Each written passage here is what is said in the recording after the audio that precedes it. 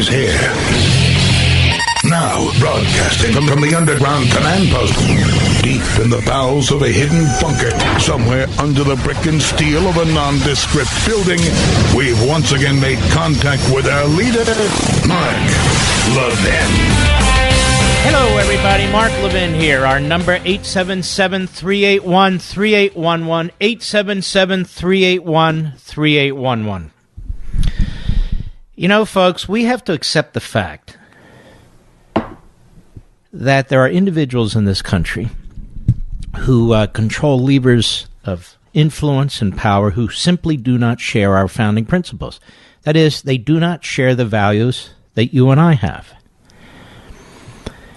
And many of them are located in certain areas of the country in a bubble. Washington, D.C., New York City in particular, the Los Angeles area. These people conduct themselves as elites. Now, they're not elites in the sense that they're more intelligent, or they're more experienced, or they're more accomplished. They're elites in the sense that they've managed to claw their way or even walk their way into positions of authority to influence our fellow citizens or to control the levers of power. That's what's playing out. That's what you see on TV every night and every day. That's what you read in the newspapers. I look at this judge, Emmett Sullivan. Emmett Sullivan today was more like Emmett Kelly. You know, folks, judges are of flesh and blood, too. They're human beings. Some are better than others. Some have better days than others. Emmett Sullivan had a very, very bad day. He did not conduct himself like a jurist. He was immature. He popped off. I don't care what his history is in the Ted Stevens case and so forth. I read everything available at what took place in that courtroom, and he was out of control. And this can happen when you have a lifetime appointment, when you have a big case, when the media are clogging the courtroom, and you know the media are going to report on what you say. And during the morning, this judge, flesh and blood, accused a retired lieutenant general, 3-star general, a hero, of treason. He doesn't know Michael Flynn. All he knows is the little pieces of information that have been presented to him. He doesn't know the circumstances of Michael Flynn's life, why he decided to plead, that there is a legal gun pointed to his head. And all day long, I have to hear on cable TV, but Flynn lied, didn't he? Flynn lied, didn't he? Flynn lied, didn't he? Comey lied while testifying in front of Congress. McCabe lied, the deputy director of the FBI. Strzok and Page, they lied. Eric Holder's a liar. He was held in contempt. Loretta Lynch is a liar. The only difference here, ladies and gentlemen, is I'm not advocating lying, but apparently some lies are worse than others. Some lies actually have consequences. Now, the circumstances around what Michael Flynn did are rejected. Did he lie? Did he lie? Did he lie? Michael Flynn was interviewed twice. Why was he interviewed twice? Why was he interviewed at all? They already intercepted his communications with the ambassador from Russia, Kislyak. They already had a transcription. They already leaked to a Washington Post columnist and unmasked him illegally. He had had this discussion. Was the discussion itself a crime? No. Was the substance of the discussion a crime? No. Any bribes discussed? No. Anything of any real substance? No. No. Flynn was scared. He knew they had a transcript of what he said. But he was nervous. He was worried. When a couple of FBI agents come to interview you, ladies and gentlemen, you're nervous. You already feel like you're a defendant. And even worse, the director of the FBI told his agents to bypass normal White House protocol to not alert the White House counsel's office to dissuade Flynn from having private counsel. Now, why would you do that? Why would you interview him twice? Why would you disarm him? Why would you tell him not to have a lawyer? Why would you bypass the White House counsel's office? But he lied, didn't he? But he lied, didn't he? See, this is the difference. You and I care about processes. You and I care about due process. You and I care about the presumption of innocence. The False Statements Act. 18 United States Code 1001. You do not have to lie to be found guilty or to be charged under that statute. If you are considered misleading,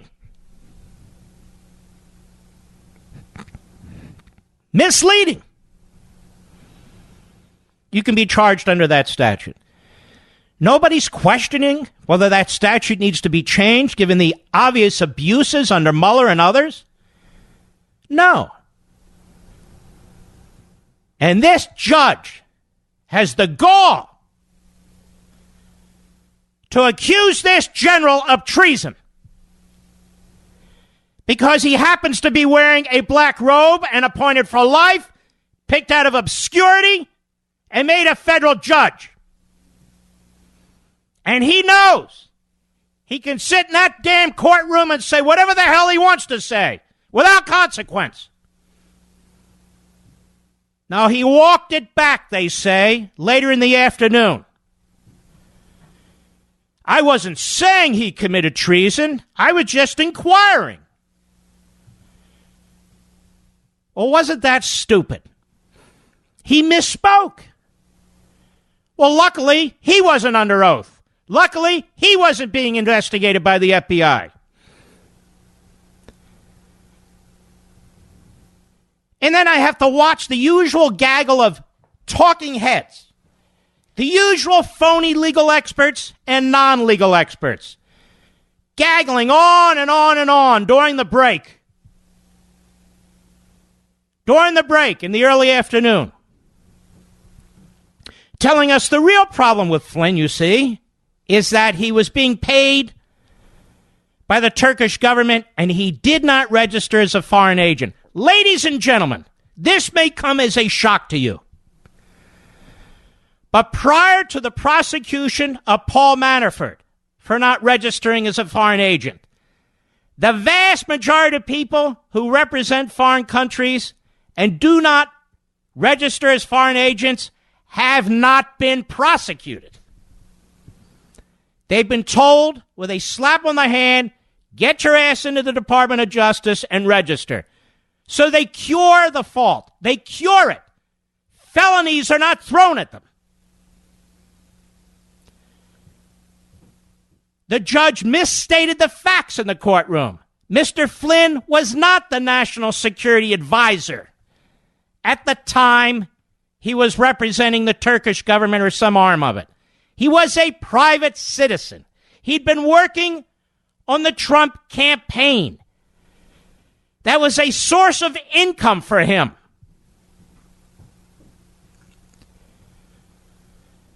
So what did he do when he was representing the Turkish government? Did he sell out the United States? We have no idea. But we know he didn't sell out the United States. He was not charged with any violations of any law related to his representation of the Turkish government. And yet the commentators go on, I don't know if he should get a pardon. That concerns me a lot, you know. He's going to be representing the President of the United States. And there he was being paid by the Turkish government. This is news? This is news? All day long, this is news. It's a minor news event. All of it. Now, the judge says, I can still give you jail time. Even though the prosecutor recommends 0, even though you ask for 0, I can still give you jail time. This judge has spent 3 days on this case. And he thinks he knows more than the prosecution and the defense. This is the problem with these lifetime arrogant judges. They think they know everything, and they don't. And they don't. And in the case of Emmett Sullivan, he disgraced himself today. He disgraced himself today. He might as well have been a commentator on MSNBC or CNN. Now, all of this is intended not to smear Michael Flynn, not to smear Paul Manafort, not to smear George Papadopoulos, and down the line. It's all intended to take out this President of the United States. And yet nothing related to the Flynn matter has anything to do with Donald Trump. Nothing. 0.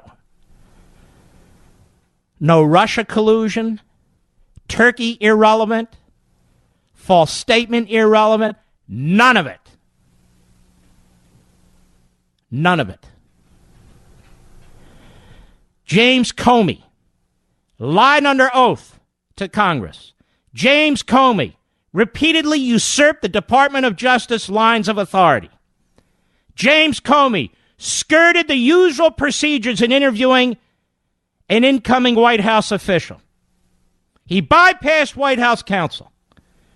And he urged Mr. Flynn, a non-lawyer, a hero lieutenant general,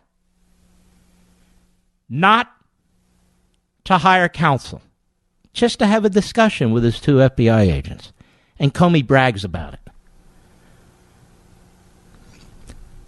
James Comey is a lowlife. In my view, he is mentally unhinged. The fact that he sat as FBI director, the fact that he sat as Deputy Attorney General of the United States, the fact that he was a U.S. attorney tells me we have something truly wrong. There's something truly sick in our system. Or a man who is so unstable can serve in these highest positions and threaten the liberty of scores of American citizens. It is appalling. Today was a horrible day for American justice, just as yesterday was and the day before. I'll be right back. Mark Levin.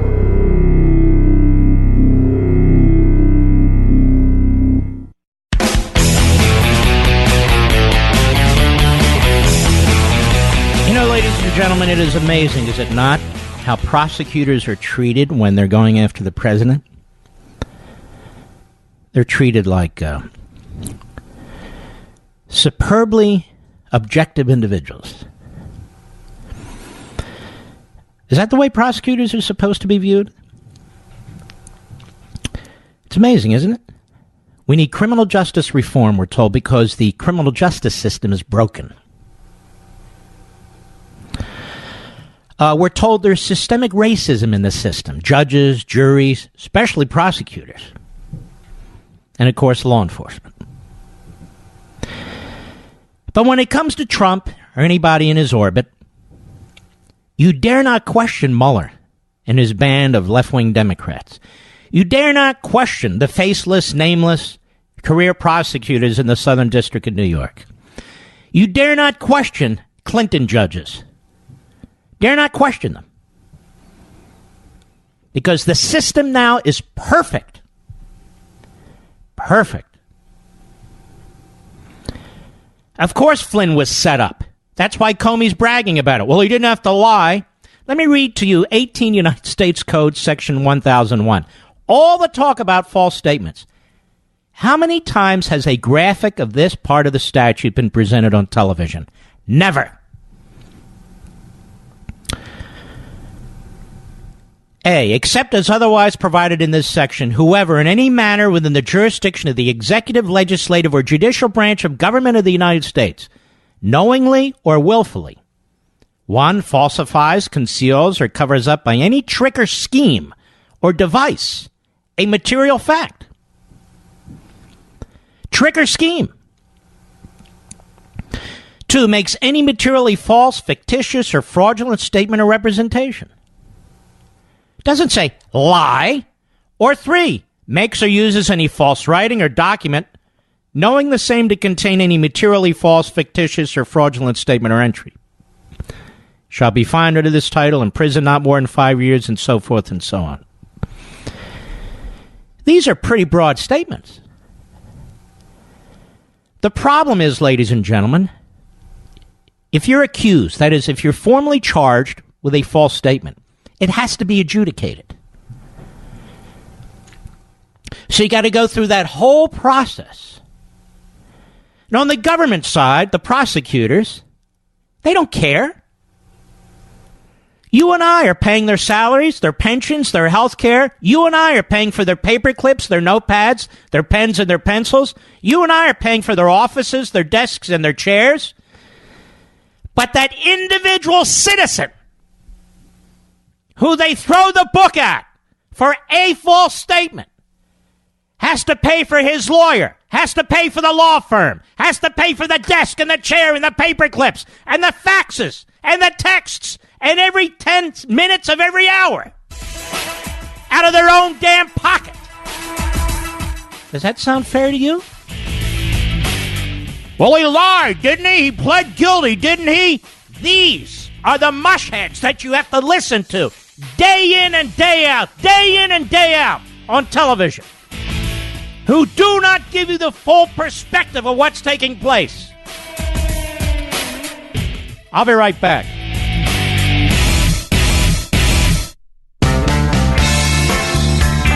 See, the media create villains and they create victims. Trump and anyone around him can be viewed as a villain. As a villain.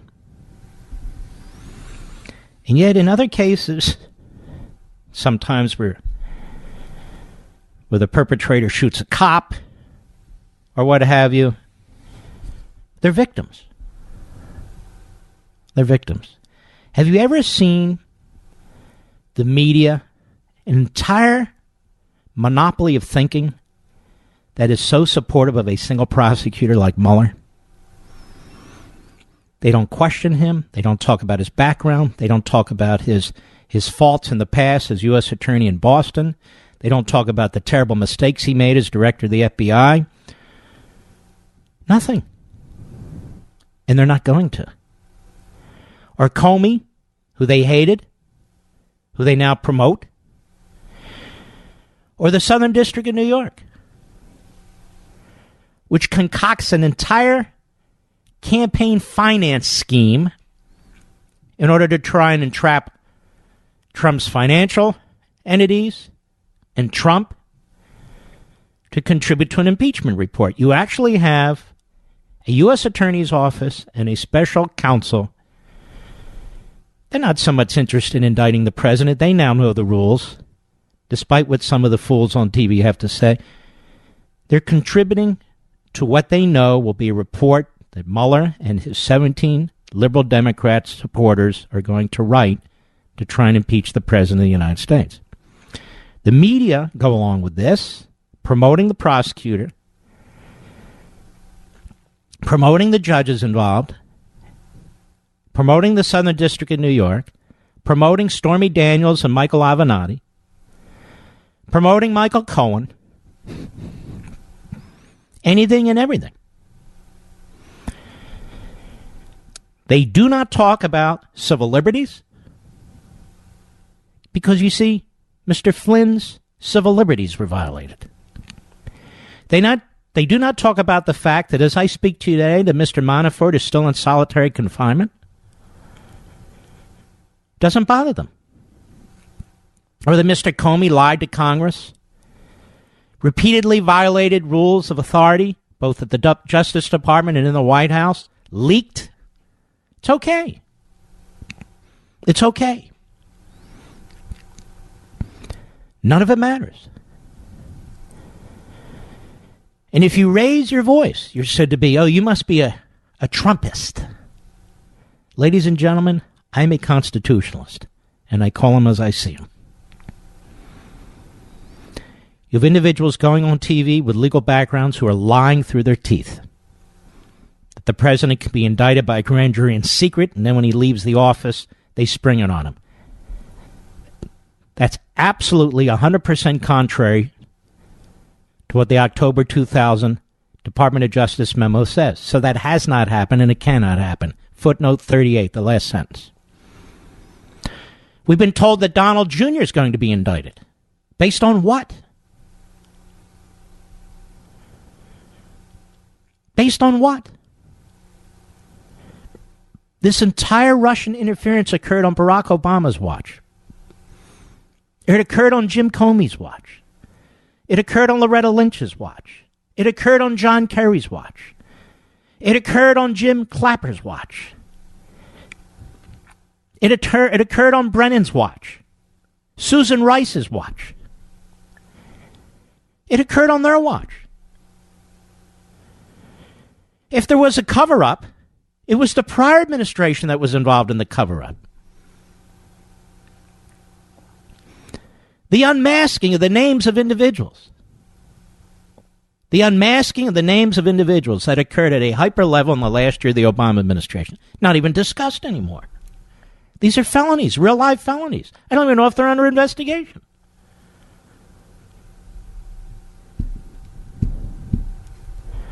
Jim Comey meets with the incoming president of the United States at Trump Tower and tries to set him up. Literally tries to set him up. Jim Comey makes J. Edgar Hoover look like an angel. He's 100 times worse than J. Edgar Hoover. And so is immediate senior staff, many of whom have been fired or resigned as a result of internal investigations, some of whom may face criminal charges on their own. We've never seen an FBI like this, ever. You had the Deputy Attorney General of the United States, a holdover, Sally Yates, tries to use the Logan Act as a basis for interviewing General Flynn. Even Judge Kelly, not Emmett Kelly, Emmett Sullivan, he even woke up today in the afternoon session, asked the prosecutor, what basis did you interview? The Logan Act. The Logan Act, which has never been used successfully against anybody. It was a pretext. And you do not hear this on TV tonight. Sally Yates, the Obama holdover, Deputy Attorney General of the United States, uses the Logan Act. Then Comey sends over 2 FBI agents, skirts the White House rules, skirts the White House counsel's office, urges Flynn not to hire a lawyer. And you and I are supposed to sit here and listen to this damn judge this morning accuse him of treason?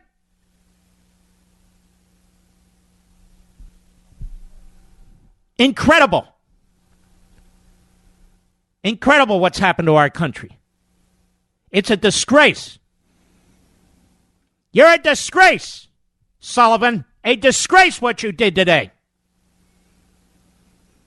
You must be impressed with all your headlines, huh? It's boring sitting there in the courtroom. Nobody notices you. Boring.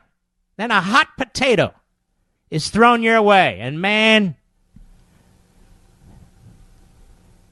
you take advantage of it. Is that how justice is supposed to work? Is that how the law is supposed to work? This is why I believe in term limits now for federal judges. They're flesh and blood human beings. They have massive egos like everybody else, and they're imperfect.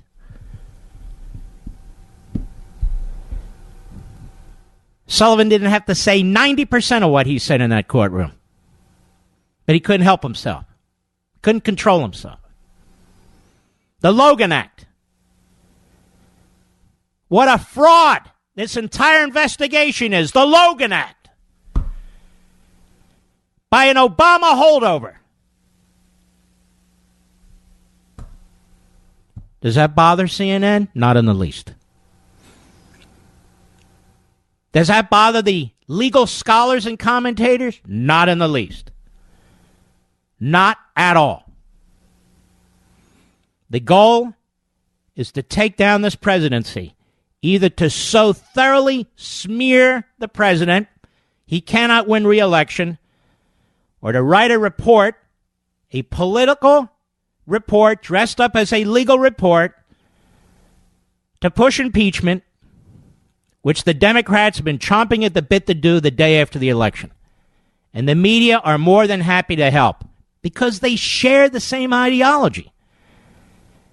And they move between politics and media, all of them.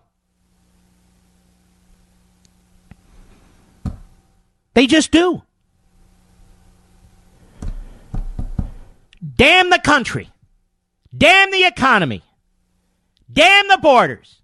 Damn the military. Damn national security. Damn the fact that the Chinese communists are on the move. Damn the fact that the Russian communists are on the move, or fascists. Distract the American people. Distract the American people. 100% of the time. Every day. Trump. Flynn. Cohen. Papadopoulos. Porn star lawyer. On and on and on. These are their priorities. They're not our priorities. We're not looking to take out the president. They are.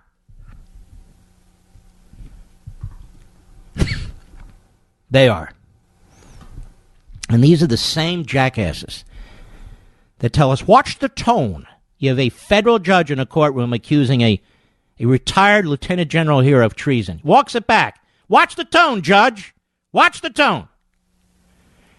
You've got Jim Acosta, a complete fool. Watch the tone, Jim. Watch the tone.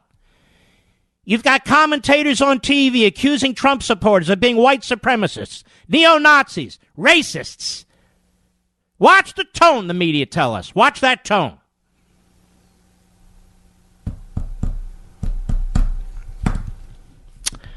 They do not believe in this country like we do. They do not believe in the founding principles of this country. They do not embrace the Declaration of Independence. They are dragging this country to a place that many of us do not want to go. They are embracing tyranny while we are defending liberty. Judge Sullivan's not defending liberty in his courtroom. The Southern District of New York is not defending liberty. Mr. Mueller's not defending liberty. Mr. Comey's not defending liberty. Mr. Schiff, Nadler, Pelosi, Schumer, they're not defending liberty. Power, political power, party power. Mr. Mueller can do no wrong because he's their puppet. Let me repeat. He is their puppet. He is a willing stooge. And the connections, many of them, between the Southern District of New York and this prosecutor are substantial. If a president of the United States who hasn't done a damn thing to merit this kind of investigation, multiple investigations of himself, of his family, of his associates, of his campaign, of his foundation, of his development business, of his finances, of his banks. Now they want his taxes. Just in case, you see, he's colluding with the Russians. The Democrat Party colluding with the Russians since the Leninist Revolution. Colluding with the Russians since day one. Colluding with Stalin, for God's sakes, and Khrushchev, and Brezhnev. Communists among them. Alger Hiss, to name one. They now are going to police collusion with the Russians. Bernie Sanders has his honeymoon in Moscow. Collusion with the Russians. Half of these fools, the communists in Nicaragua, when Reagan was president, they'd go down and visit them. When Castro was leading his revolution, the New York Times and other Democrat politicians down there to support Castro, who the hell do they think they're fooling?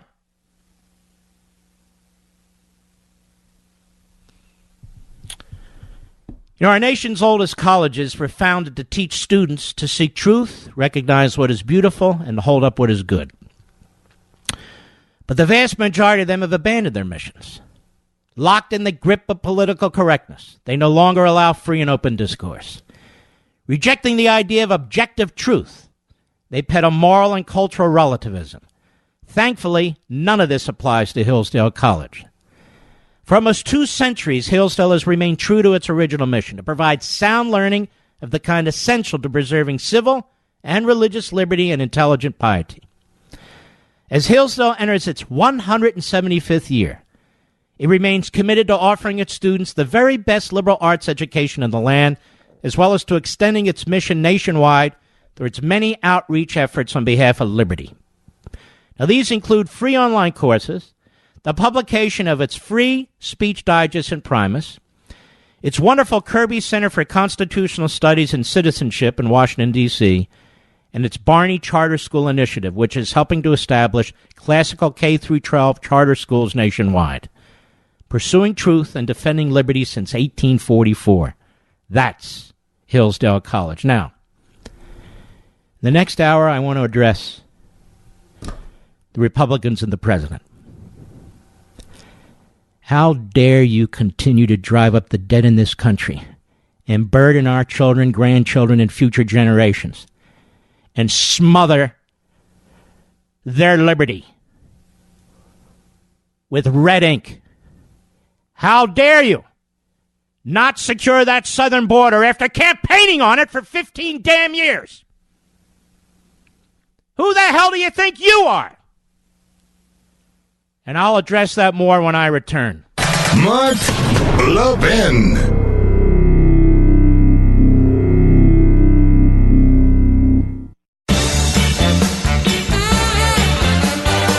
You know, Mr. Producer and I have something we both wholeheartedly agree on. And no, it's not politics, although we do on that. We both love our X chairs. Now, the holidays are almost here, and an X chair makes the perfect gift for a hardworking spouse or employee, or reward yourself with one because you've earned it. X-Chair is introducing 2 new colors for the holidays, red and white, but they have many other colors too. They're all stunning. Go to xchairlevin.com and check them out. That's xchairlevin.com. I know you're going to like them. I have my X-Chair. You know, I had lower back problem, L5 they call it on the disc there. This chair makes all the difference in the world.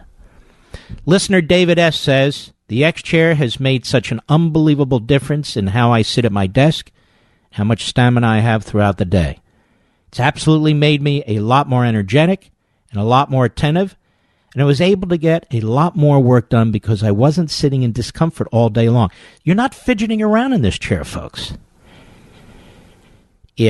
It's firm where it needs to be firm. It's flexible where it needs to be flexible. It's cutting-edge technology, and it is incredibly comfortable. X-Chair is on sale now for $100 off. Go to xchairlevin.com right now. That's xchairlevin.com right now. Get it now. You have it in time for Christmas. Or you can give them a call, 1-844-4X-Chair. 1-844-4X-Chair.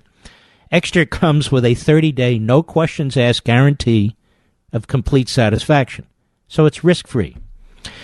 Now, if you go to xchairlevin.com and use code Levin Footrest, you'll also get a free footrest. So it's xchairlevin.com or give them a call, 1-844-4XChair. Let me mention this too. You still have time to get a copy of Our Police by my father, Jack Levin. It is a beautiful book. It is a pro-American book. It is a patriotic book without rubbing a kid's nose in it. But it is really now the counterculture, isn't it? To show respect for law enforcement, respect for law and order. We know that there are imperfections in all professions. But why would we focus on that? Why would we focus on that? It is a beautifully illustrated book by my father. It is a beautifully written book by my father. It's perfect for kids ages 4 to 8 years old. Go to Amazon.com right now. I think it's like 30% off, and order it, and you'll get it in time. That's Our Police. See you in a minute.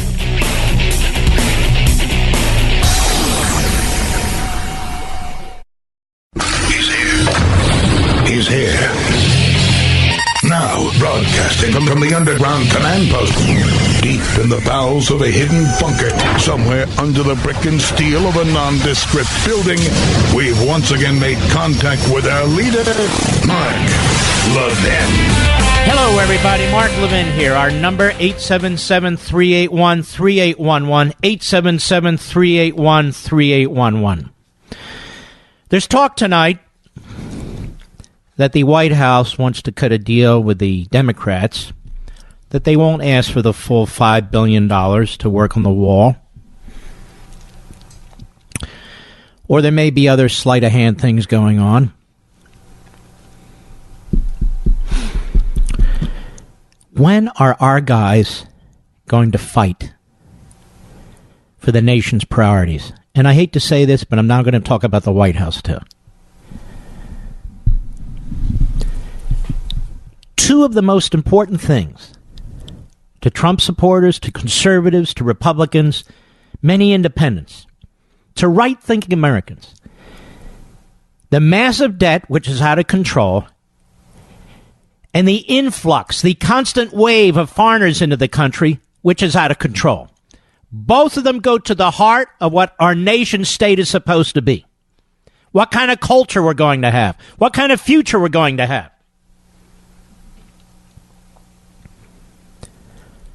And we are failing at both, miserably.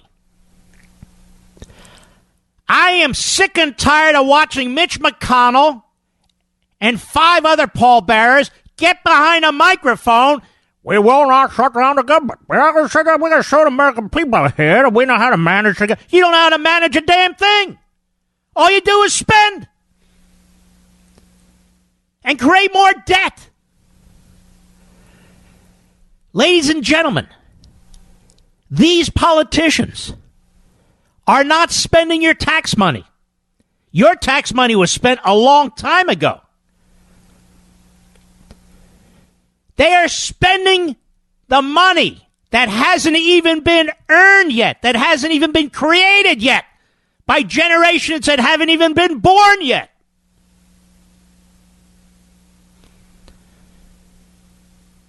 Your grandchildren are going to be crushed by this.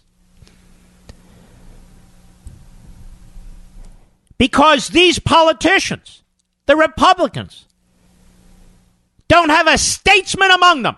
And I don't want any phone calls from them, texts from them, nothing.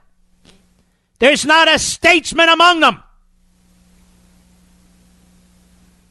who's ringing the alarm bells about what's taking place here.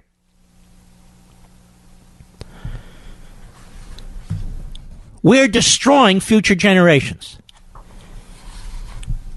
And we're doing it in a way that no other generation has done it. Now, I want to remind you of something. February, almost 4 years ago, 2015, Boston University professor of economics, Dr. Lawrence Kislyak, he testified before the Senate Budget Committee. And the topic was America's fiscal insolvency and its generational consequences. He flatly stated, our country is broke, I'm quoting, it's not broke in 75 years, 50 years, 25 years, or 10 years. It's broke today. Indeed, it may well be in worse fiscal shape than any developed country, including Greece. Now, we'd like to talk about law and order. They like to talk about it on cable TV and truth-telling. They are the biggest liars. These politicians are the biggest liars. Congress is cooking the books. Congress is cooking the books. He said Congress's economically arbitrary decisions as to what to put on and what to keep off the books have not been innocent. Successive Congresses, whether dominated by Republicans or Democrats, have spent the post-war accumulating massive net fiscal obligations, virtually all of which are kept off the official books. Now, Professor Kislyak explained that the real debt picture is far worse than the federal government admits. Now, remember, this is 4 years ago. Quote, the U.S. fiscal gap currently stands at $210 trillion. The size of the U.S. fiscal gap, $210 trillion, is massive. It's 16 times larger than the official U.S. debt, which indicates precisely how useless, he says, official debt is for understanding our nation's true fiscal position. In 2013, the fiscal gap stood at $205 trillion. In 2014, it was $210 trillion. Hence, the country's true 2014 deficit, the increase in its fiscal gap, was $5 trillion, not the $483 billion increase in official debt reported by the Congressional Budget Office. Now, here we sit day in and day out. This guy made a false statement, whether or not he blew his nose on this day or blew his nose on another day. And this guy, with his confidential non-disclosure agreement, should have been reported. It shouldn't have been reported. Don't you believe in law and order? And yet, day in and day out, we live this lie. We live this lie about what's happening to spending and borrowing and the debt. The media know it. If I know it and I write about it in my books, they know it. They know this guy testified. Professor Kislyak concluded what should be obvious to all. U.S. post-war generational policy is accurately characterized as take as you go. Over the decades, Republican and Democratic Congresses and administrations have taken ever larger amounts of resources from young workers and transferred them to old retirees. The resources taken from the young and given to the old were called in the main taxes. And the young were effectively told, don't worry, we're calling these resources taxes. But when you're old, you'll receive massive transfer payments that more than make up for what you're paying now. So there is a colossal transfer of wealth, not yet created, by younger people and future generations, to the governing generation and generations since past, which will doom your children and grandchildren if it's left unabated. And ladies and gentlemen, it's getting worse. This is the main reason I despise Republicans. They are soft progressives. You know damn well if Obama were president and Pelosi were speaker and Schumer with a majority leader in the Senate and they were spending like this, we'd be criticizing it. But let me tell you something. Your grandchildren and children yet born, it doesn't matter if Republicans or Democrats do it. There's a point of no return. I say it all the time. The laws of economics trump the laws of politics. And while it's easy for Democrats and Republicans to spend money, to run up debt, to borrow, that's how you buy votes. That's how you buy constituency groups, like open borders. It takes true leaders to cut spending. Can you name one true leader who's prepared to cut spending? Can you name one true leader in the House or the Senate who's proposed significant cutting, even in the White House? They're talking about $1.5 trillion infrastructure spending. Where's that coming from? It's coming from your grandchildren and a generation yet born. So that's not a good thing.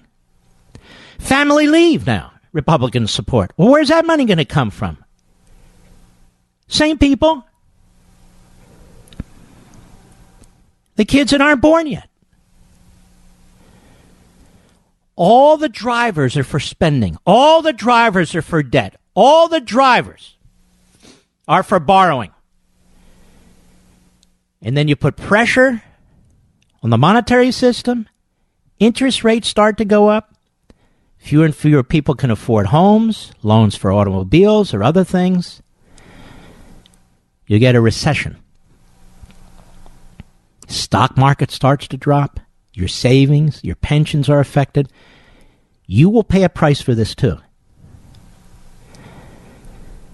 Washington is not the land of reality. Nowhere else on the face of the earth can you just spend and spend and spend and spend without consequence. Now, if your neighbor does it, you don't much care. When the federal government does it and they control the currency is not independent. It's not on a gold standard. It's not on a peanut standard. It's not on any standard. It's on the good credit of the United States government. The Social Security Disability Fund went bankrupt 2 years ago. You wouldn't even know it. It's not even cause for concern. The Social Security trustees, the trustees, have told us that Social Security is going to go broke in 12 to 14 years. There's not a single proposal to address this. The Medicare trustees have told us that Medicare goes bankrupt in 8 years. There's not a single proposal to address this. Not one. Not one. Instead, the proposals all go the other way. Free college. Government should assume all student debt. We're now Democrats proposing a minimum income starting at birth. Where's all this money coming from? Nowhere. Nowhere. Politics trumps economics until economics finally trumps politics. And you know what you get?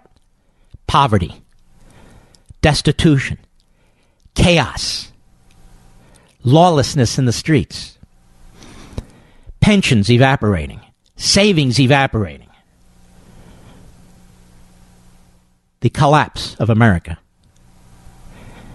And these damn Republicans stand there controlling the Senate and smile and tell us that we're going to avert a government shutdown, which isn't even a government shutdown. As they keep contributing and contributing and contributing year in and year out to an ultimate economic tsunami. And nobody in any branch of government is doing a damn thing about it. And nobody in the media but me behind this damn microphone even talks about it.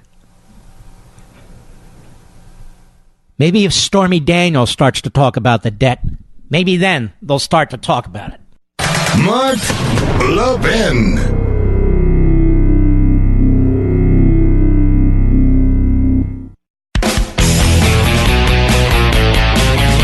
What kind of political party refuses to help secure a border to a country which it claims to help represent. It is a political party that puts party before country, that puts power before country. This is not new. The communists do this. And I've told you before, progressivism is an outgrowth of Marxism. It just is. Now, the progressives will resist this, but if you read Rediscovering Americanism and the Tyranny of Progressivism, you know that they're liars, because their intellectual forebears told us so. John Dewey, one of their intellectual forebears, was a huge fan of the Russian Revolution, as were most of the progressives at the time. They were sort of in the shadows Marxists, but they're trying to figure out how to adopt Marxism in a way that wouldn't scare the public, but to conquer these various institutions, including the Constitution, in order to secure their aims, which is a centralized autocratic government run by masterminds. And we know that they're not masterminds. They're self-appointed experts, but they're not experts in anything. They're really not masterminds, but they control. Many of them are quite stupid, actually. Since when did the issue of immigration become an issue about immigrants? Mark, what are you talking about? The issue of immigration isn't about immigrants. The issue of immigration is about American citizenry. This nation belongs to the American citizens. It doesn't belong to would-be immigrants. It doesn't belong to foreigners who want to come here. It doesn't belong to people who are here illegally. It doesn't belong to people who are here on temporary visas. This is our country. It's not their country. Supposedly, this is our government. It's not their government. These welfare programs belong to the American people, good, bad, and ugly. They don't belong to foreigners. But you wouldn't know it. It's been turned upside down. And so you'll get a story for weeks about this precious 7-year-old illegal alien daughter of an illegal alien father who brought her into this country. Utterly irresponsible. She dies. You won't get a 2-week story about a 7-year-old American citizen who dies under terrible circumstances. You won't get a 2-week story about that. You don't get a 2-week story about all those American citizens who are blown away in Chicago every weekend. You don't get 2-week stories on that. Once again, it's the media, the Democrat Party, an alliance of ideologues promoting their agenda. A power agenda, a party agenda. Progressivism. There's nothing in it to spend 2 weeks on a story of a 7-year-old American citizen child who dies. There's everything in it to try and exploit a situation to advance their political and policy objectives. That's why you rarely see stories on CNN or MSNBC or in the Washington Post or the New York Times or on NBC, ABC, CBS, and all the rest of them about illegal aliens murdering American citizens, or for that matter, murdering other aliens. It doesn't serve their purpose. Now, I want to get into this more deeply, because the idea now that the Trump administration might back off this wall is utterly and completely unacceptable. I'll be right back.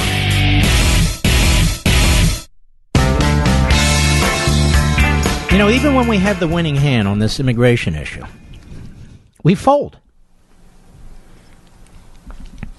It's not that the Democrats are so good, it's we're so bad. Now let's take a few minutes on this immigration matter. We're in no hurry. And I pointed this out in Plunder and Deceit. I wrote this book, Plunder and Deceit, I guess it's 2 books ago, to focus on younger people. They call them millennials. I hate that word. Younger people. Younger generation. Because all these things that the left is doing and the Republicans go along with are extremely damaging to the future of the culture, the future of society, and future generations. Open borders. Tribalization. Balkanization. Multilingualism. They are destructive of the American culture and any culture. And I pointed this out in Plunder and Deceit.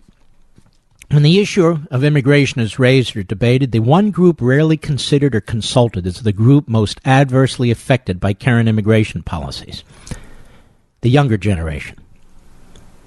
For more than 2 centuries, the United States has attracted immigrants from all over the world. America's civil society, in which societal and cultural traditions and values have served as a beacon to humanity, has historically inspired millions to come to America in search of a better life. In the 17th and 18th centuries, immigrants from Europe came to the United States seeking, among other things, religious freedom. In the 19th century, immigrants from countries such as Ireland, Italy, and Germany were mostly escaping famine and oppression. 20th century, America welcomed those fleeing communism and despotism. But as the late Harvard professor, what a great thinker, Dr. Samuel Huntington explained in his book, Who Are We? The Challenges to America's National Identity. He wrote, America has been a nation of restricted and interrupted immigration, as much as it has been a nation of immigration. It may surprise some of you to learn that in the past, each successive wave of immigration was followed by a period of time where the flow of aliens ebbed, as more recent arrivals were required to assimilate into the American way of life. Give you an example. From 1901 through 1910, approximately 8.8 million people immigrated to the United States. The United States Census Bureau reports that between 1911 and 1920, there were 5.7 million immigrants. Between 1921 and 1930, there were a little over 4 million immigrants. Notice it went down. The 1930s through 1970s experienced periods of immigration followed by integration and assimilation. About 500,000 individuals immigrated into the United States between 1931 and 1940. That's it. Between 1941 and 1950, a little over 1 million. That's it. Between 1951 and 1960, approximately 2.5 million came to America. And between 1961 and 1970, there were some 3.3 million immigrants. And now the roof has blown off. Today, there's no period of assimilation between immigration flows. None. Rather, the flow of immigrants coming to America for more than 40 years has been unprecedented and uninterrupted, with no end in sight. In the last decade and a half alone, from 2000 through 2014, 14 million new permanent legal immigrants were admitted to the United States, in addition to the surge of millions of illegal immigrants. The Migration Policy Institute reports that 2013 estimates from the Census Bureau put the U.S. immigrant population at more than 41.3 million, or over 13% of the total U.S. population of 316 million. Between 2012 and 2013, the foreign-born population increased by about 523,000, or 1.3%. U.S. immigrants and their U.S.-born children now number approximately 80 million persons, or 1/4 of the overall U.S. population. And by the way, they're concentrated in particular regions of the country. And you want to know why states are turning blue? And you want to know why Democrats are all for this? As Dr. Huntington described, the massive influx of aliens has been rationalized in part by what European scholars have promoted and conceptualized as societal security. It is an attempt to justify the deleterious effect unfettered, unassimilated immigration has on a society. It refers to the ability of a society to persist in its essential character under changing conditions and possible or actual threats. The sustainability within acceptable conditions for evolution of traditional patterns of language, culture, association, and religious and national identity and custom. Now, Dr. Huntington wrote that it is concerned above all with identity, the ability of a people to maintain their culture, institutions, and way of life. But in the United States, he added, America has been a nation of immigration and assimilation. And assimilation has meant Americanization. Now, however, immigrants are different. The institutions and processes related to assimilation are different. And most importantly, America is different. Assimilation of current immigrants is likely to be slower, less complete, and different from the assimilation of earlier immigrants. Assimilation no longer necessarily means Americanization.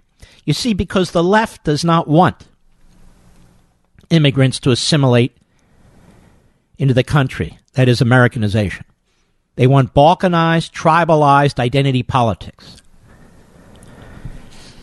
If assimilation no longer means Americanization, then in what kind of society will younger people and future generations live? Your children, grandchildren. Princeton University professor Dr. Douglas Macy points out that as a result of continuing high levels of immigration, the character of ethnicity will be determined relatively more by immigrants and relatively less by later generations, shifting the balance of ethnic identity toward the language, culture, and ways of life in the sending society. Therefore, immigration without assimilation and Americanization undercuts the civil society as ethnic, racial, and religious groups, this is me writing, self-segregate. The problem is magnified further when a nation abandons its own culture to promote multiculturalism, dual citizenship, bilingualism, and so on, and institutes countless policies and laws promoting and protecting the practices of balkanized groups and their infinite array of grievances. Open-ended immigration takes a considerable toll on the job prospects of younger and less skilled workers, as well as college-educated graduates. Typically, younger workers, those between the ages of 16 and 29, are competing with recent immigrants for similar jobs. Many younger people begin working as waiters, construction workers, or grocery store clerks. These are the types of jobs many illegal immigrants also seek. How can that be, you might ask? After all, as the argument goes, illegal immigrants do jobs Americans will not do. For example, the United States Chamber of Commerce advocates widespread amnesty to enable its members, mostly large corporations, to, quote, utilize immigrant labor when U.S. workers are said not to be available, unquote. The National Restaurant Association supports amnesty in part because, quote, there are too many jobs Americans won't do, unquote. The Independent Institute, a libertarian group, has insisted that low-skilled immigrants, quote, do jobs that wouldn't exist if the immigrants weren't there to do them, unquote. Claims that immigrants aren't substitutes for American labor. They free up American labor to do jobs where it is more productive. But the facts demonstrate the exact opposite. Using the federal government's own statistics, CIS explains that the Census Bureau has identified what it classified as 472 civilian occupations. Am I boring everyone, Mr. Producer? Of those occupations, 6 are considered majority immigrant, legal and illegal. Those 6 occupations amount to about 1% of the total workforce. But jobs that are stereotypically thought to comprise mainly immigrants actually comprise mostly American citizens. Maids and housekeepers are 51% citizen, Taxi drivers are 58% citizen. Butchers are 63% citizen. Landscapers or grounds workers are 64% citizen. Construction workers are 66% citizen. Porters, bellhops, and concierges are 72% citizen. And janitors are 73% citizen. Americans build America. Americans make America work. Moreover, 16.5 million citizens have jobs in the 67 occupations composed of a significant percentage of immigrants. In other words, millions of Americans work in jobs that are incorrectly but widely considered immigrant type. Immigrant type. Now, let's talk about STEM for a moment. STEM. Science, technology, engineering, and mathematics. The status immigration policies centered on endless waves of legal and illegal immigration have contributed significantly to the income deterioration of low-income American earners and the so-called inequality gap between rich and poor, which the statists claim to abhor. Although it is also repeatedly alleged that America must open immigration further to accommodate increased numbers of high-skilled and high-tech workers because the country is supposedly failing to produce enough homegrown college graduates with science, technology, engineering, or math STEM skills to fill the demands of the fast-paced market. This, too, is a lie. Despite America's mediocre education system, the evidence demonstrates that enough college students in the STEM disciplines are graduating to fill the market's demand. A thorough analysis by scholars Hal Salzman, Daniel Kuhn, and B. Lindsay Lowell from the Economic Policy Institute found that for every 2 students that U.S. colleges graduate with STEM degrees, only 1 is hired into a STEM job. The report further states that of the computer science graduates not entering the information technology work, 32% say it's because IT jobs are unavailable. 53% say they found better job opportunities outside of IT occupations. The 3 scholars conclude this indicates that the supply of graduates in the STEM fields is substantially larger than the demand for them in industry. Indeed, while demanding that the federal government substantially increase the number of high-skilled, high-tech immigrants in the country, Hewlett-Packard, Cisco, American Express, Procter & Gamble, T-Mobile, and Microsoft recently slashed tens of thousands of employees. The Census Bureau reports that 74% of those who had a bachelor's degree in science, technology, engineering, and math, commonly referred to as STEM, are not employed in STEM occupations. And I could go on. I can go on the effects, the cost to law enforcement and our prison system, the cost in our public schools, the cost to our hospitals. They are phenomenal, through the roof. You and I are subsidizing open borders and lawlessness. But those who are going to pay the ultimate price are your children and your grandchildren. Because this society is tearing at the seams. No more e pluribus unum. You know, Christmas is here, ladies and gentlemen. Am I in the right place, Mr. Producer? And you want to make sure nothing comes between you and protecting your family. And you can save hundreds of dollars while you're at it. You need Simply Safe Home Security. If a storm takes out your power, Simply Safe is ready. If an intruder cuts your phone line, Simply Safe is ready.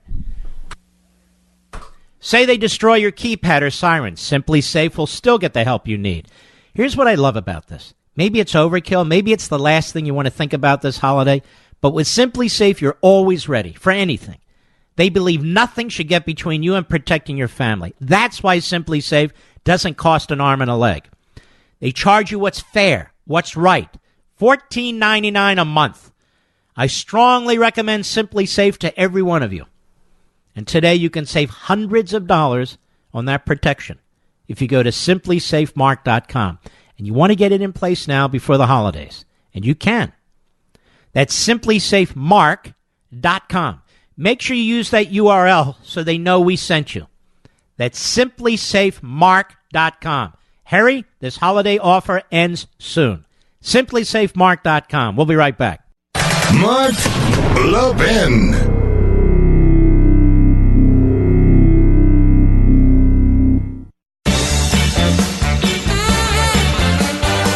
Well, Christmas is here, obviously, ladies and gentlemen, just a few days away. That sagging jawline and double chin, well, it's not really in the Christmas spirit. You don't have to be part of that as your celebration this year. You can just make them disappear. Introducing the brand new Genucel jawline treatment with dual peptide and MDL technology. Chamonix's most advanced technology ever.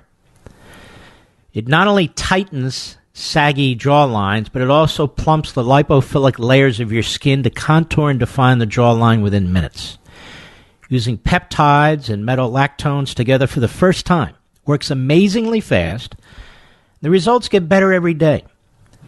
And for one more week, the Genucel jawline treatment is yours absolutely free when you order the Genucel for under eye bags and puffiness. You know, Genucel makes it easy, folks, for you to try their products. They really do. And for results in 12 hours, Genucel's immediate effects is also free when you call or click right now. Here's the best way to do it. Call 800-SKIN-604. 800-SKIN-604. You can also go to their website, Genucel.com. In this, you're on a high note with beautiful skin, no bags and puffiness, and tighter, higher jawline. Call or click now, 800-SKIN-604, 800-SKIN-604, or Genucel.com. That's Genucel.com. Again, I want to encourage you.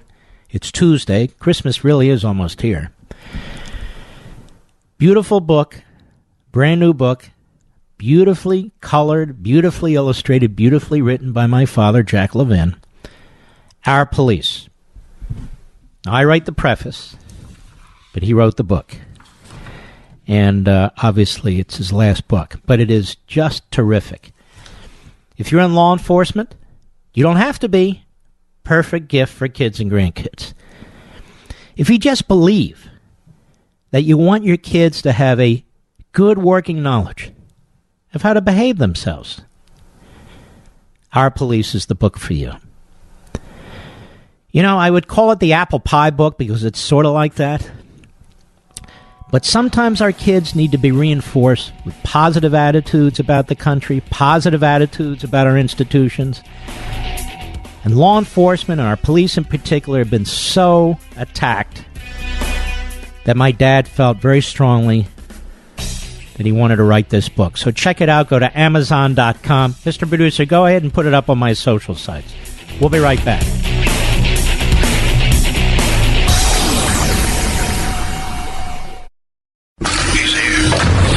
He's here. Now, broadcasting from the underground command post, deep in the bowels of a hidden bunker, somewhere under the brick and steel of a nondescript building, we've once again made contact with our leader, Mark Levin. Hello, everybody. Mark Levin here. Hour 3, our final hour this evening. Our number, 877-381-3811, 877-381-3811. There's a lot on the table. I've talked quite a bit. I'm a little winded, still weak. But why don't we see what you have to say? Why don't we spend part of this hour? If you want to call in, the board's full. When you hear me take a caller, that's the time to jump in.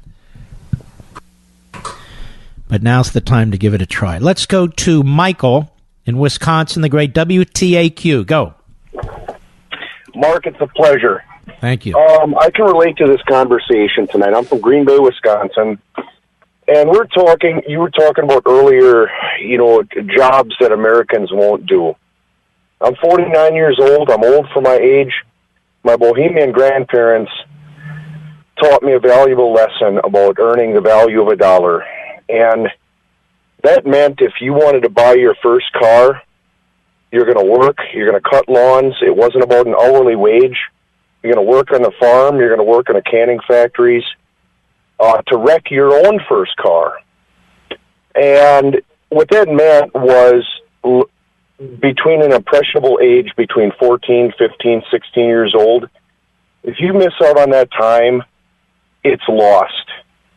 And it's parenting and lack of parenting, parents giving their kids these expensive phones, they're letting the kids take their family cars to high school. I think you can relate to this. And we're not short of workers. We're short on parenting. We're short on having kids understand that they need to work towards something and realize what a dollar means nowadays. I worked a long day. I don't disagree with aspects of what you say, but what about those kids who do go to college, who do get student loans, who do graduate in the STEM areas?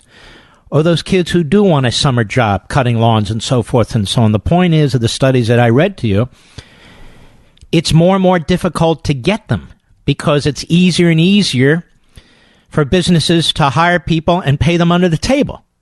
Oh, my gosh. Boy, do I agree. I didn't consider that. You're right, Mark, and I've seen people like me getting older, losing out. I agree.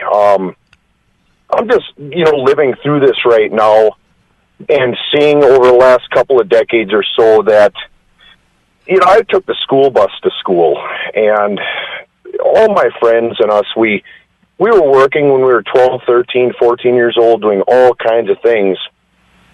I just don't honestly see that happening anymore because parents are giving too much away. But, that I can't argue with you, Mark. But you know what? You do make a point. Even when we talk about family leave, just listen to this whole concept. You decide as a couple to have a child. All of a sudden, it's my obligation, and it's your obligation. Well, how can I work and have a child at the same time? Well, what does that have to do with me? Right. Why is that a government-related program? Right. Well, it's a modern economy. No. You're destroying the nuclear family. You're subsidizing the wrong thing. Stay out of it. Yes. It's between the employee and the employer. Or if you're your own business person, you run your own whatever, it's your business. You make these decisions. Cope with them. Now, we know people can cope with them because our parents did and our grandparents did and so forth and so on. Why must the government be involved in everything?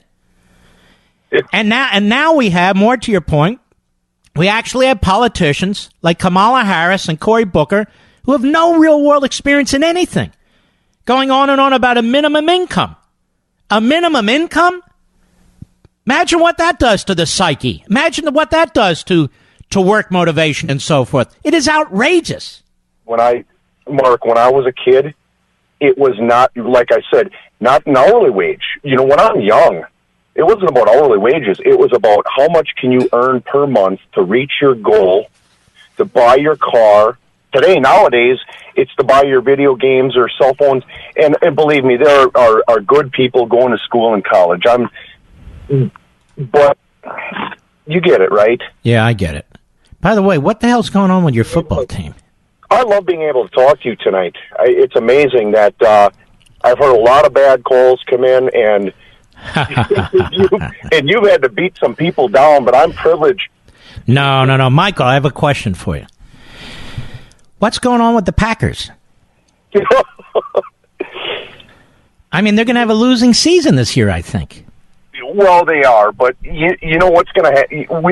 We've been spoiled up in Green Bay, Wisconsin, and it's a course of nature. We've had it good so many years that this is going to be an adjustment, and people are going to have to get used to it, but we can only go uphill from here. Well, that's true when you're at the bottom of the hill. But, I hear my buddy Stephen A. Smith, he's a friend of mine in the what's his name, Max, whatever, Kellerman, say that, Rodgers is the greatest quarterback ever. Now, no offense. I think he's a tremendous quarterback. How is he the greatest quarterback ever? How many Super Bowls do you guys have under him? One? One. That's it. Isn't that the bottom line? It is the bottom line. Brett Favre brought my attention to sports. I'm not a big sports fan.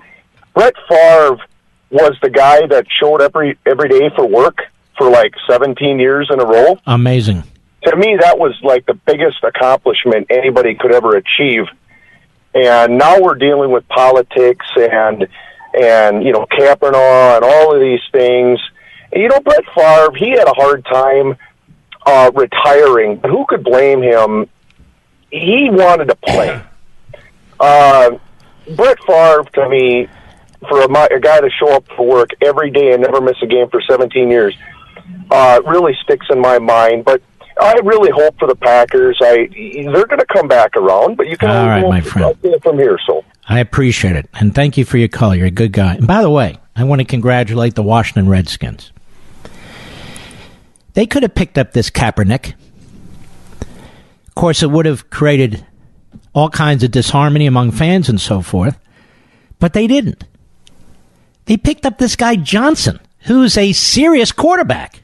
He's their number 4 quarterback. Much better than Sanchez. The poor Washington Redskins, I mean, they're pulling guys off the street at this point. And yet, look what they've done. They pulled their team together. They're still in the hunt. They play hard every day, every game. But I like this guy Johnson. He hangs in the pocket. If he has to run, he runs. He's a fairly accurate thrower. And he hasn't played for like 7 or 8 years. Do you know who I'm talking about, Rich? He's pretty damn good. Vicky, St. Augustine, Florida, on the Mark Levin app. How are you? Mr. Levin, what a pleasure to talk to you. I want to tell you, you keep me sane in this crazy political world with the research that you do, which I'm not able to do on the legal end of things, and the reasoned discourse. It helps me to calm down at night after such a crazy day. But earlier you were talking about... Who helps me calm down? Good. My wife, Julie, she'll help me. Yeah. I'm concerned about why we can't seem to get a hold on our Department of Justice and our FBI. I know our politicians won't step up to speak about it, but as an average citizen, I can't reach my representatives. I can write them and send them faxes, but there's no response because I don't have enough money to influence them. What is the average citizen to do? I don't even know anymore. It's a good question. Maybe to organize 10, 20, 30 of your neighbors to contact them. Tell you what you might try. You might call and say, I want to meet my congressman or my senator in their district office in my community. And I want 5 or 10 minutes of their time. And if they won't do it, you call your local talk station and you ream out that member of Congress or that senator and you make it clear that they do not want to talk to their constituents. They only want to talk to lobbyists and media types inside the Beltway in Washington, D.C. Be a squeaky wheel. That's a great suggestion. And I want to also tell you, you talked about red states turning blue. I'm in St. Augustine, Florida. We worked like the devil to get Mr. Trump elected, and Rick Scott and Ron DeSantis, and they barely squeaked by in this election. That's what's happening here. All the people from the Northeast, the liberals, I hope I don't insult you, are moving to Florida. You're not insulting me. They moved into Virginia, too. I call them locusts. They finish destroying their own communities, and then they move into these other communities.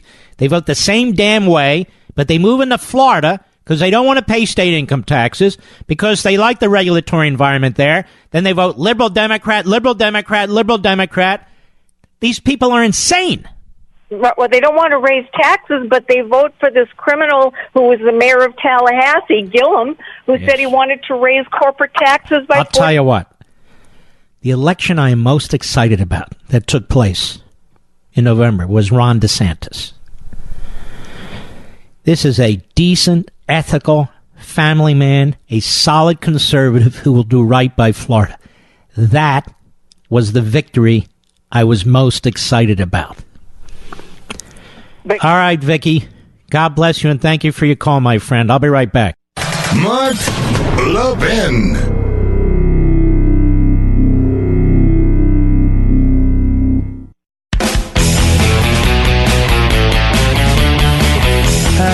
good Lord. Oh, it's back, my computer. Ladies and gentlemen, during the break, while I'm eating some peas, actually. I like peas. Most people don't like peas. I like peas. I came up with a solution for the wall. I came up with a solution for the wall. First of all, we call it an infrastructure project. And stop calling it a wall. The libs will love that. A high-speed railway to nowhere. 30 feet tall, 6 feet wide. Secondly, we give $20 billion in foreign aid to Mexico. Listen to me.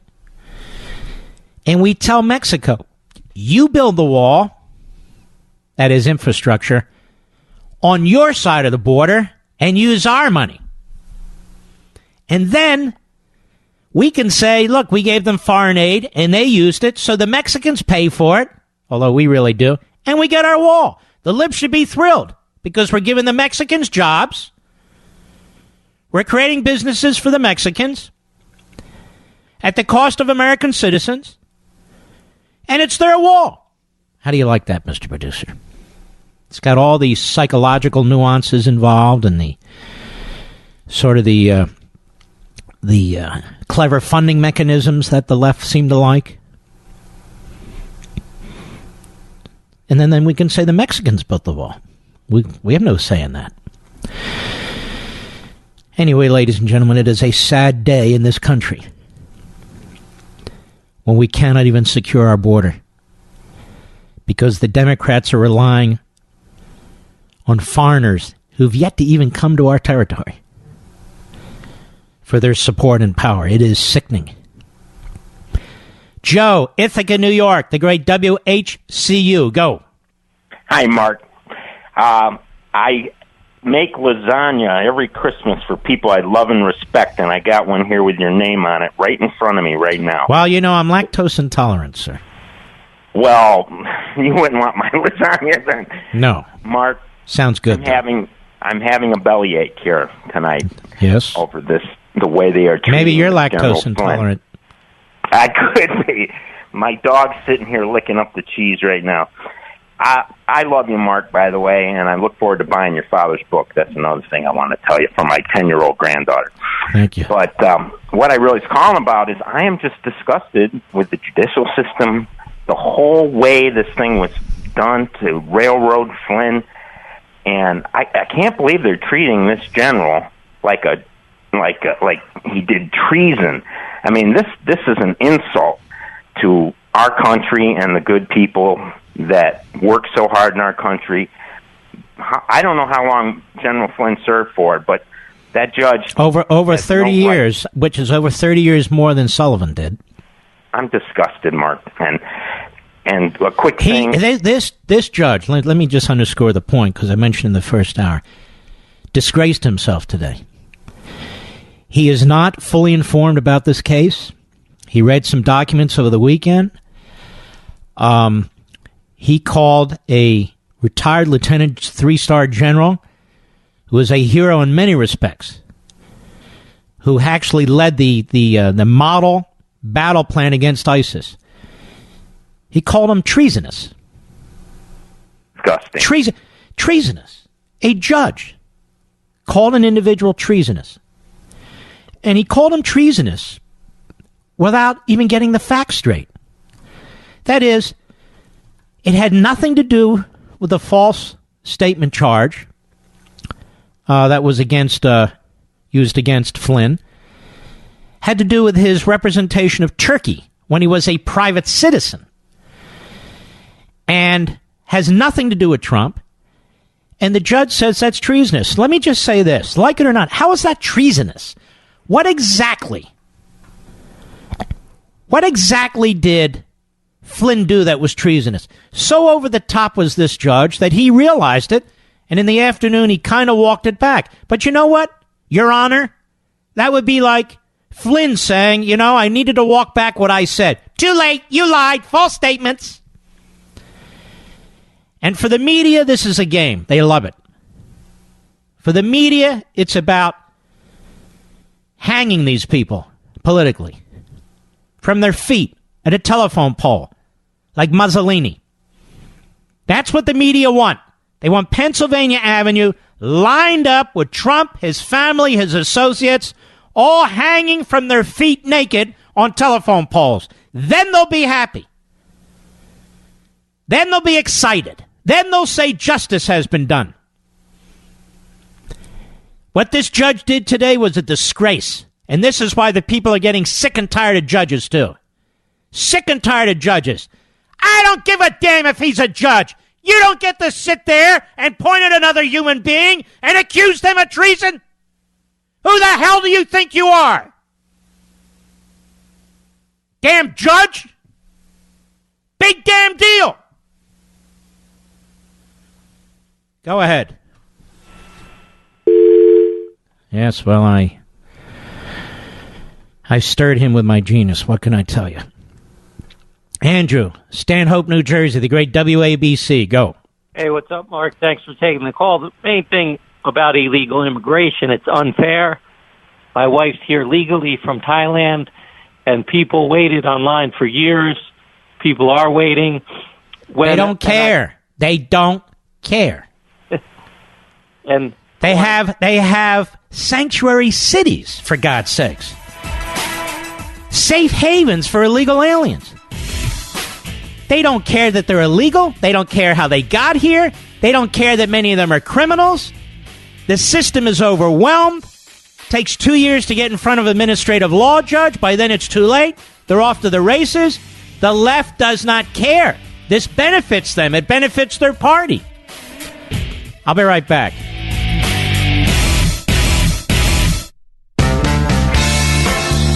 Our nation's oldest colleges were founded to teach students to seek truth, to recognize what is beautiful, and to hold up what is good. The vast majority of them have abandoned their missions, haven't they? Locked in the grip of political correctness, they no longer allow free and open discourse. Rejecting the idea of objective truth, they peddle moral and cultural relativism.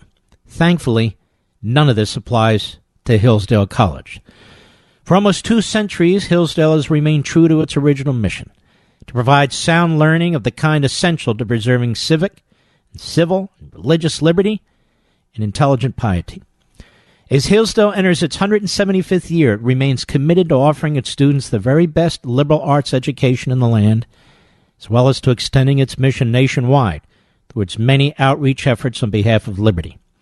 These include free online courses, the publication of its Free Speech Digest and Primus, its Kirby Center for Constitutional Studies and Citizenship in Washington, D.C., and its Barney Charter School Initiative, which is helping to establish classical K-12 charter schools nationwide. Pursuing truth and defending liberty since 1844, this is Hillsdale College. Tom, Fayetteville, Arkansas, XM Satellite, go. Yes, sir. Thanks for taking my call. Here's a trucker's common sense solution to building the wall.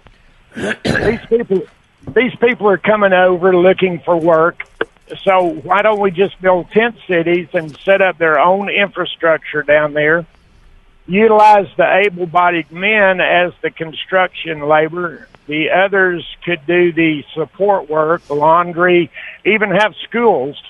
I'll tell you why, Tom. There's 2 issues here whenever you have a government project. One is it has to be authorized, and the other is it has to be funded. So it's not authorized. They're not authorizing the use of illegal aliens, volunteers, GoFundMe sites. Everybody has actually very creative ideas. But under our system, Congress has to approve it, and Congress won't. But could it be done with an executive order? No. No? No. Okay. But see, it would be so simple because while these people were waiting for legal status, they would be providing a service. We could hold their wages in escrow. I understand, but it's not going to happen. I hear you, bud. They set up every obstacle imaginable to do something that's commonsensical. You nailed it. Anyway, thanks a lot. God bless you, Tom. Take care. I love my truckers. Michelle, Venus, Florida, the great WJNO. How are you? Hey, Mark, I'm great. How are you? Okay. My husband and I just love listening to you every night. Thank you very much. Our idea is to have President Donald Trump, put out a call for charity for all the American people to contribute to a brick or a block and send in however much money they need to or they can afford, put their name on it. But it's the same problem. I think we could raise $5 million to build a wall, but the federal government wouldn't be permitted to build the wall unless Congress allowed it. We don't need Congress for charity. No, we would need Congress because you're going to have to purchase private property all along the border, and all kinds of things have to be done. Are you kidding me? Are you telling me that the border people don't want this? Sir, I'm giving you the facts. I'm telling you that we can't just build a wall, we the people. It doesn't work that way. And if we raise the funds, yes, you're going to have to purchase land across the border, private property and so forth. You can't just take it and build the wall there. But don't be mad at me. These are great ideas. The only problem is they can't work. The President of the United States... Listen to me, please. Let's be rational and stop coming up with goofy ideas. What needs to happen here is the President needs to look them in the eye and shut down the damn government. If Reagan can do it 6 times, Trump can do it once. And if Mitch McConnell doesn't like it, too damn bad. Now build the damn wall. People can come up with creative ideas. They're not going to happen. You want to bet me $1,000 your idea is not going to happen? We will help fund the damn wall. It can't be built that way. Congress doesn't allow it. I love Thank you for your call. I love you too. People don't want to hear it. People don't want to hear it. They want to hear their ideas, which is fine. But the fact of the matter is, look at what's going on here. 75% of the federal government's been funded. The Social Security, Medicare, Medicaid checks are all going to go out. Federal law enforcement will be funded. The military funded. All essentials of the government funded. 25% of the government is not funded, and of that, a smaller percentage is considered non-essential. The rest of it has to stay. And even under these circumstances, we blink. You won't even know that the federal government is shut down, except for all the media propaganda. So this is a PR thing that McConnell's worried about, that the Republicans are worried about. The President of the United States needs to stare them down. He needs to give a speech to the American people. He needs to explain what's going on that border. He can go ahead and show the video. He can explain what's happening to jobs for younger kids, college students, and unskilled. He can explain the consequences for our communities. He can also explain that they're fighting over $5 billion when the Democrats will spend $5 billion on anything. We need a coherent, strategic message. Stick to the message. Make the case. But it looks like we're blinking. GoFundMe's not going to do it. Bricks with our names on it, that's not going to do it. Why not, Mark? What are you blaming me for? You can't just start building walls on government property and on private property. It doesn't work that way. Congress needs to authorize the actions. They won't. So why run from it? Deal with the problem. We have the Senate, they have the House, we have the presidency. But you must communicate. You must articulate the position to the American people. Reagan did it in August of 1981. Got the biggest tax cut in American history, and the Democrats controlled the House. What's the problem here? What is the problem here? I don't know. Lou, Milford, Connecticut, the great WABC. Go ahead. My radio hero. We've had such bad government for so long, we've accepted it as the norm. None of these politicians are held to the oaths that they take. There's two basic questions. We're getting into weeds about funding, but is what we spend currently constitutional? And is the wall constitutional? And what the Democrats want to do, or what other kooky government ideas like family leave, are unconstitutional. And that's the message that has to be delivered. Well, this battle has been going on, frankly, since the New Deal. And the Supreme Court has ruled time and time and time again it's constitutional, even though it's not. So where do you go? Well, the president has to deliver that message. The president can't change what the Supreme Court has done. I understand that. Look, you're not going to get an argument from me, and I don't believe in private funding for this matter. This is government's responsibility. It's one of the president's. So he needs to force the appropriating parts of the government to appropriate. We need to stop playing games, stop looking for clever ideas. There needs to be a confrontation, and rather than just say, I'll take responsibility for a government shutdown, explain to the American people, we are on the right side of this. They're on the wrong side of this. He started asking for 25. He came down to 5. He came down to 1. No, more than that. He came down to 5 and offered 1.3 million people amnesty. Exactly. The president has to stick to his original promise. He does, we want him to succeed. We want him reelected.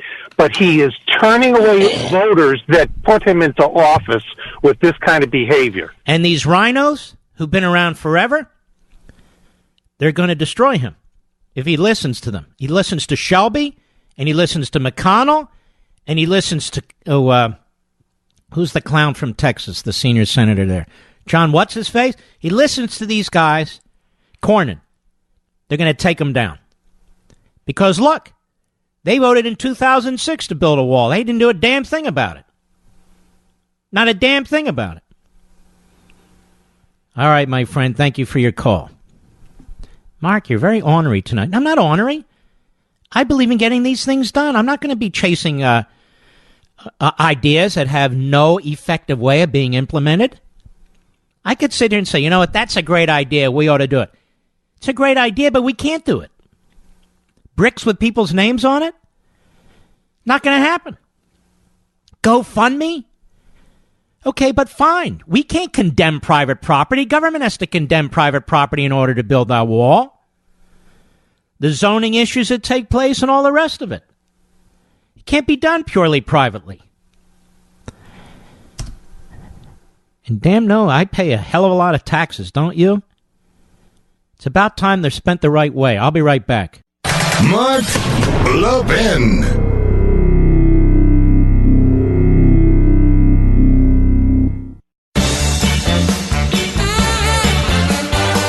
All right, ladies and gentlemen, got the perfect Christmas gift for you, for your spouse, for your father, your mother. And I'm sitting in it. It's my X chair. It's hard to describe this chair. But in every way, it is built for the human body. And in every way, it's adjustable to your human body. Your neck, your shoulders, your back, your lower body. No other chair is like this. No other chair is like this. And for many people who spend a lot of time at their desk, it's a life-changing event. I'm not kidding. It is the perfect gift. Whoever receives it will enjoy it, will appreciate it every single day of every hour they sit in it. I have to sit in a chair to do the radio show and to write my books. This is hours and hours a day. I don't think I could keep this up but for my X chair. They're beautiful. They come in multiple colors. They're $100 off for Christmas. Take my advice and check it out. Seriously. It's not too late to order in time for Christmas. And the X chair, as I said, is now $100 off. Go to xchairlevin.com, xchairlevin.com, or call their toll-free number, 1-844-4XChair. That's xchairlevin, levin.com. Check out all the chairs they have there, all the different colors and styles. Or give them a call. They have a wonderful customer service, folks. 1-844-4XChair. I never recommend anything that I don't use myself. We've had a lot of products that have been sent my way. I reject the vast majority of them. Another chair product, by the way. But this chair, the X chair, I am telling you, I'm 61 years old. This is it, baby. An X chair comes with a 30-day, no questions asked guarantee of complete satisfaction. So there's no risk at all. Take my word for this. Mr. Producer will tell you the same thing. Go to xchairlevin.com, xchairlevin.com, or call 1-844-4XChair. And if you mention Levin footrest, you'll get a free footrest too, which I use. But the key is the chair. The key is the chair. That's 1-844-4XChair, or go to xchairlevin.com right now. You need to act quickly. It's already Tuesday evening. But I'm telling you, you're going to love this chair, or the person who gets it's going to love it. It's great for the neck, shoulders, mid-back, lower back, and the tuchus area. I'm not kidding. It's all adjustable, flexible. It's stiff in the right places. It's soft in the right places. It's flexible in the right places. This is serious and enormously comfortable. All right. Let's see if I can pull up. Oh, there it is, the call screen. You wouldn't believe the issues I have to deal with here. All right, let's see here. Bill, Richmond, Washington, the great KFLM. How are you? I'm doing good, Mark. Love you and need you every day. Thank you. My comment is Republicans know that no matter what they do, for decades now, the left will demonize them.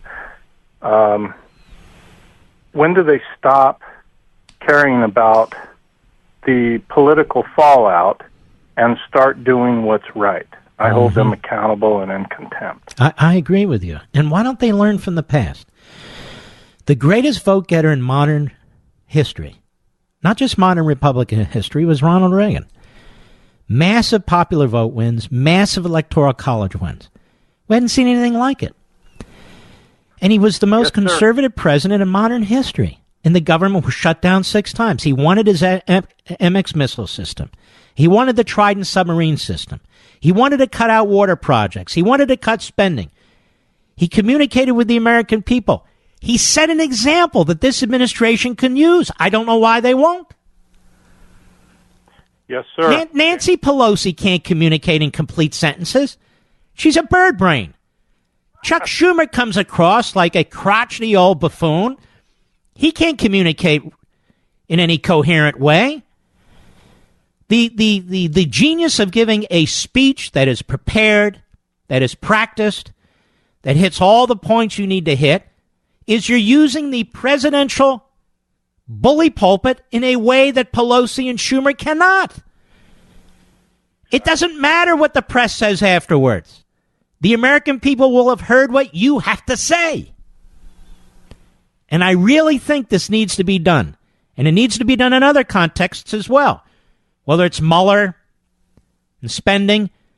But let's at least try it once here. Let's try it when it comes to immigration and spending.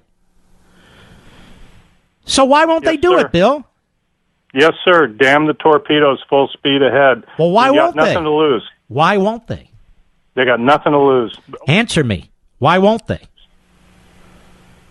Because you know what? They're so used to being punched around And in the case of McConnell, he doesn't give a crap.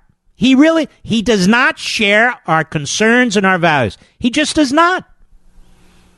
So the president needs to force it upon everybody. And that speech should be given Friday evening. Friday evening. In my humble opinion. Thank you for your call, buddy. Ladies and gentlemen, we salute our armed forces, police officers, firefighters, emergency personnel, ICE, Border Patrol, all of you folks out there. Check out our brand new Levin TV. It's really terrific. And I will see you tomorrow. God bless each and every one of you, and be well.